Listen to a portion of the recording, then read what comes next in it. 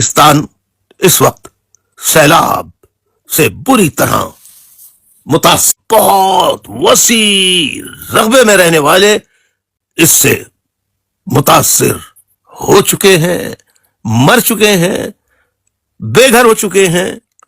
اور ابھی ہلاک ہونے والوں کی مکمل تعداد بھی سرکاری سطح پر گنی نہیں جا سکی ہے کہ روز روز نئی نئی ہلاکتیں، جہاں جہاں پانی کا پریشر پڑتا ہے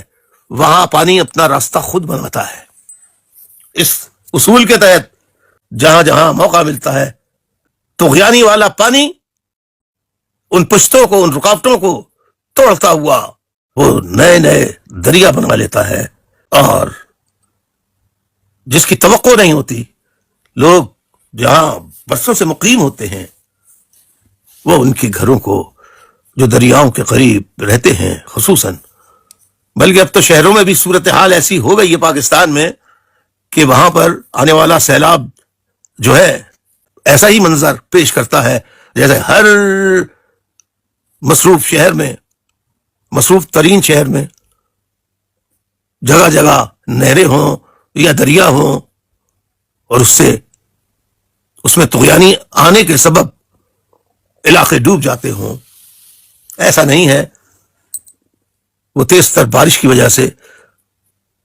شہروں میں سیلاب اس لیے آتے ہیں کہ کسی جگہ بھی سیلاب سے بچاؤ کے 78 برسوں میں، کل بھی کہا تھا اور کئی مرتبہ کہہ چکا ہوں کہ 78 برسوں میں جو پاکستان کے حکمراں رہے ہیں انہوں نے کبھی یہ کوششیں ہی نہیں کی کہ ہمارے پاس اقتدار ہے لہذا ہم مظلوم عوام کی حالت اور ان کے علاقوں کو اس قسم کی قدرتی آفات سے بچانے کے لیے، محفوظ رکھنے کے لیے سابقہ تجربات کی روشنی میں آئندہ کی بہتر مستقبل اور حکمت عملی بنائے، لیکن ایسا نہیں ہوتا۔ آخر کیوں نہیں ہوتا ایسا؟ یہ تو آپ ان حکمرانوں سے پوچھئے